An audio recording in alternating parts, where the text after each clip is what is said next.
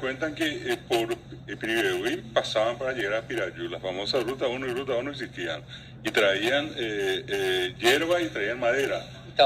Claro, y sé que allí hay un lugarcito que era una especie de posada, y dicen que en una ocasión llega una de estas caravanas, y por alguna razón en esa caravana una de las mulas se perdió. El líder de la caravana le ordena a uno de los que estaba con él que vaya a buscar, bueno, fue, encontró al animal y también encontró un paquete, pero dejó sin hacer nada, vino, le contó otra vez al líder y él le dice, bueno, te dejó Perú, le dice. Se fue y trajo, abrieron y se encontraron una hermosa imagen de Jesucristo en una cruz, con los brazos móviles. Esa, claro. Y dicen que él dijo que eso era él. Claro, ¿verdad? Claro, y voy a llevar a Pirayú, dijo. Bueno, ¿qué pasó?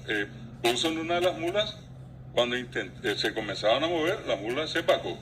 Se empacó. Claro, ¿qué hicieron?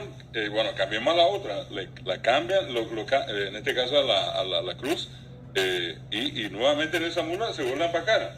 Y bueno, y se quedan a pernoctar, allá a dormir, y dicen que la tardecita, el líder de la caravana, y comienza a enfermarse de una fiebre y muere.